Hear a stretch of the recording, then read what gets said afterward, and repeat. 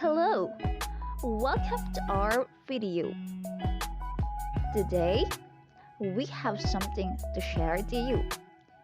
It is all about the topics, types, and components of the curriculum. But first, let's have our objectives. Number 1, to identify the types of curriculum. And next, we have to understand the components of the curriculum. This will be attained at the end of the video. Showing here the reporters for today. Miss Kimberly Dagasdas, together with Miss Grace Diaz, as well as Miss Jorelyn B. Siaboc. Let's start with the types of curriculum. According to this man, Alan Gothard, there are 7 types of curriculum. Namely, number 1, recommended curriculum. Number 2, written curriculum. 3, taught curriculum. Number 4, supported curriculum. Number 5, assessed curriculum. Number 6, learned curriculum. And 7, hidden curriculum. Recommended curriculum is a type of curriculum construed through the recommendation by national agencies like the Department of Education or DepEd, Commission on Higher Education or CHED, as well as the Department of Science and Technology or DOST. Professional organizations can also hand their recommendations, such as the Philippine Association for Teachers or PAFTE, or the Biology Teacher Association or BIARA. These recommendations can be implemented in the elementary and secondary level. Another term coined for recommended curriculum is ideological curriculum. And according to UNESCO, recommended curriculum reflects the impact of opinion shapers such as policymakers, educationists, scholars, professional associations, and international bodies. The written curriculum is a curriculum embodied in your district's documents, its scope and sequence charts, its curriculum guides, and its program booklets. In most cases, the written curriculum is an instrument of control, in which it attempts to translate policies and goals into documents that will enable teachers to implement those policies and will enable to meet those goals. Another term for written curriculum is enacted curriculum. The written curriculum translates the broad goals of the recommended curriculum. Taught curriculum is what teachers actually teach in the classroom. It is the curriculum that you would observe if you could sit there every day of the school year. Taught curriculum varies according to learning styles of the student and the teaching styles of the teacher. Taught curriculum can also be called as operational curriculum, in which the teacher and the learners will put life to the written curriculum and the goals in the recommended curriculum. Supported curriculum. Aside from teacher, resources that support or assets in the application of a written curriculum are required for successful instruction. These are material resources such as textbooks, computers, audiovisual materials, laboratory equipment, playgrounds, zoos, and other facilities that support the curriculum. Each learner should be able to achieve true and lifelong learning through the use of support courses. Please take note that any materials that aid learning are part of supported curriculum as well as facilities that learning takes place via direct experience. Assessed curriculum. This is a curriculum that has been tested or evaluated. Teachers do a series of evaluations at the beginning and end of each teaching episode to determine the extent of the instruction or to determine whether the pupils are progressing. This refers to curriculum that has been evaluated. Assessment tools such as pencil and paper tests, as well as realistic instruments such as portfolios are used. Assessed curriculum includes both formative and summative assessment. It also includes all types of tests in all formats. Learned curriculum.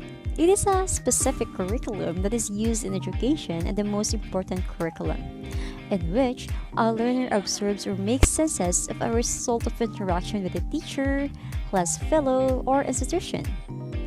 It includes the knowledge, attitude, and skills acquired by the students. We can say that it is the most important because without it, all of the previous curriculum would be pointless. This refers to the learning outcomes achieved by the students. Learning outcomes are indicated by the result of the test and changes in behavior, which can either be cognitive, affective, or psychomotor. If the students do not actually comprehend and process the material that the teacher are presenting, then the teacher achieve nothing and everything is pointless. What is learned curriculum measured by?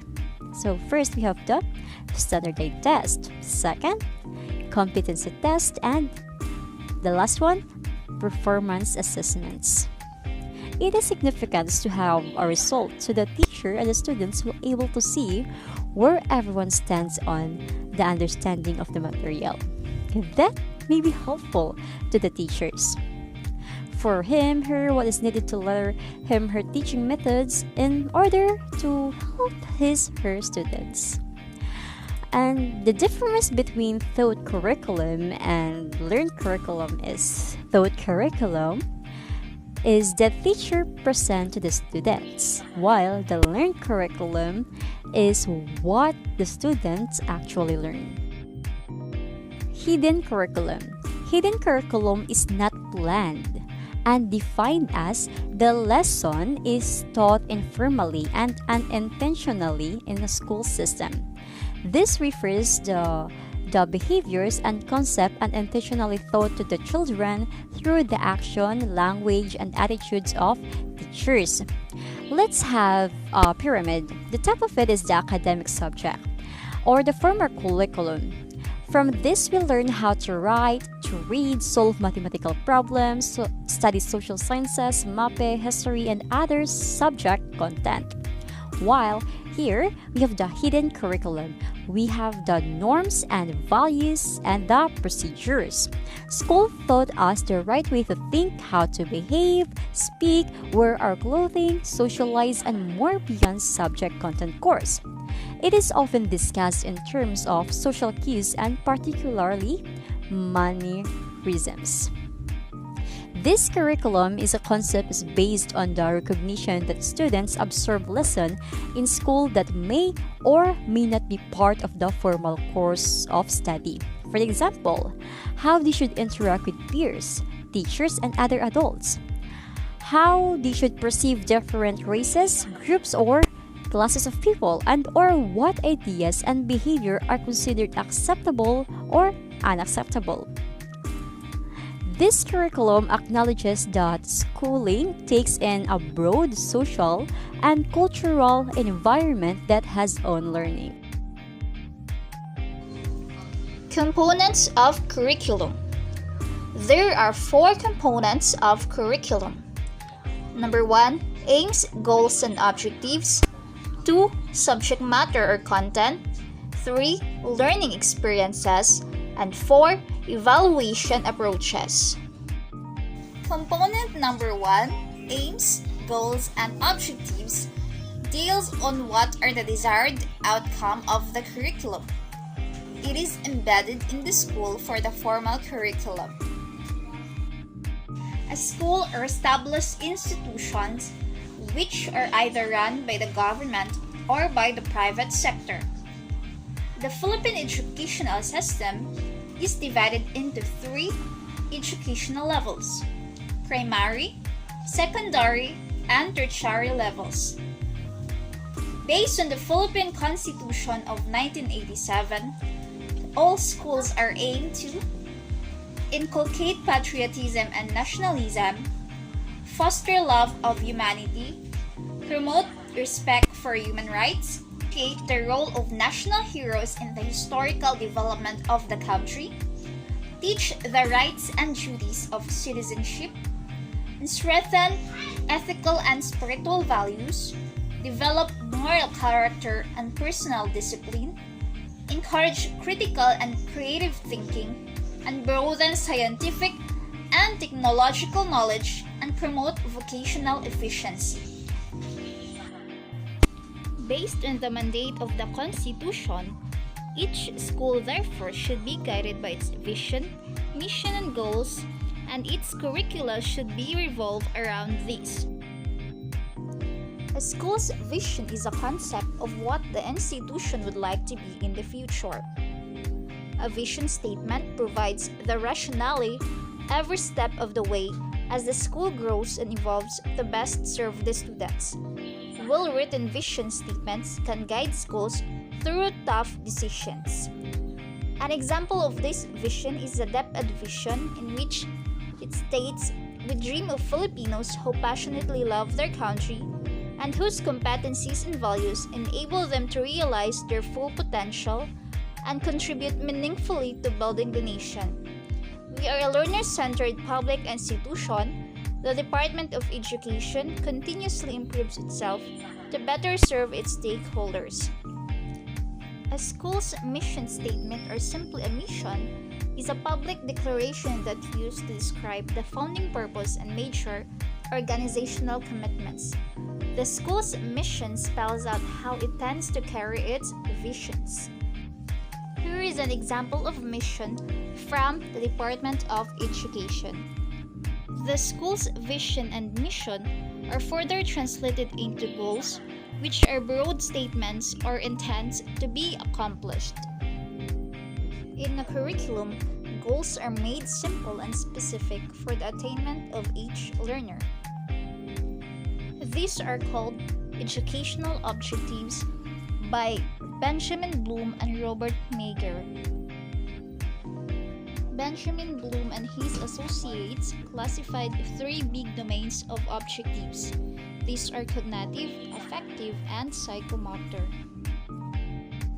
In the original cognitive domain of Edward Bloom in 1956, or the domain of thought process, it includes knowledge, comprehension, application, analysis, synthesis, and evaluation.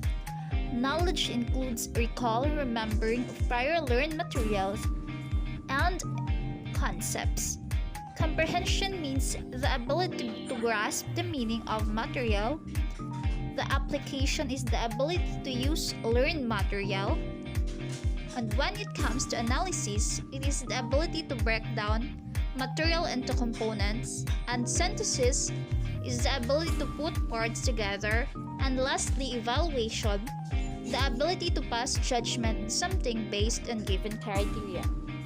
Affective domain of Cratwell in 1964, or the domain of valuing, attitude, and appreciation, it includes receiving, responding, valuing, organization, and characterization by a value or value complex. In the psychomotor domain of Elizabeth Simpson in 1972, or the domain of the use of psychomotor attributes, it has 7 levels of domain. The lowest part, or the lowest one, is the perception, use of sense organs. Next is set, or refers to the readiness to take a particular type of action. Number 3, guided response. Number 4, mechanism. Number 5, complex overt responses.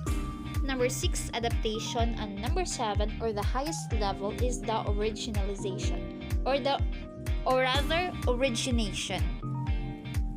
Component 2, curriculum content or subject matter. Subject-centered view of curriculum is the foundation of human knowledge, represents the repository of accumulated discoveries and inventions of man down the centuries due to man's exploration around the world. What subject matter should be included? Another term of knowledge. Compendium of facts, concept, generalization, principles, and theories. So, criteria used in selection of subject matter of the curriculum. First, we have the self-sufficiency. Second, we have the significance, which is contribute to basic ideas to achieve overall aim of curriculum development learning skills. Third, we have the validity, meaningful to the learner based on maturity, prior experience, educational and social value. Fourth, we have the utility. It is the usefulness of the content for the present or the future. Fifth, we have the learnability, within the range of the experience of the learners. And lastly, we have the feasibility, can be learned within the time allowed, resources available, expertise of the teacher, nature of learner. So, learner-centered view of curriculum. It relates to knowledge to the individual's personal and social world and how he or she defines reality. So, the principles to follow in organizing the learning contents by Palma 1992. First, we have the balance. The content curriculum should be fairly distributed, and particularly learning or discipline. Second, we have the articulation. Okay, the articulation is which level of the subject matter should be smoothly connected to the next. Glaring gaps or waste overlaps in the subject matter will be avoided. Okay, third, we have the sequence. This is the logical arrangement of the subject matter. It refers to the deepening and broadening of content as it is taken up in the higher level. And fourth, we have the integration. Okay, the horizontal connections are needed in subject areas that are similar so that the learning will be related to one another. Fifth, we have the continuity. Okay, the constant repetition, review, reinforcement of learning is what is referred. Component 3. Instructional strategies and methods will link to curriculum experiences. The core and heart of the curriculum. The instructional strategies and methods will put into action the goals and use of content in order to produce an outcome. Teaching strategies convert the written curriculum to instruction. The last component is curriculum evaluation. According to Worthen and Sanders in 1987, all curriculum must include an aspect of evaluation in order to be effective.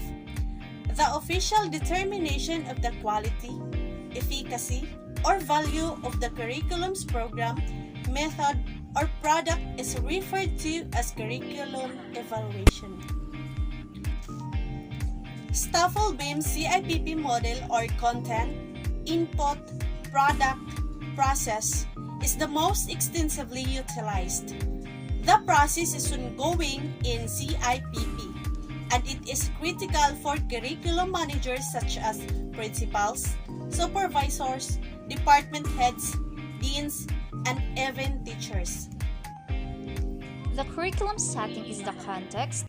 It is where the curriculum operates. And simply described, context evaluation is the process of analyzing a situation. Input refers to the curriculum's ingredients, which include the goals, instructional methodologies, learners, teachers, content, and all necessary materials.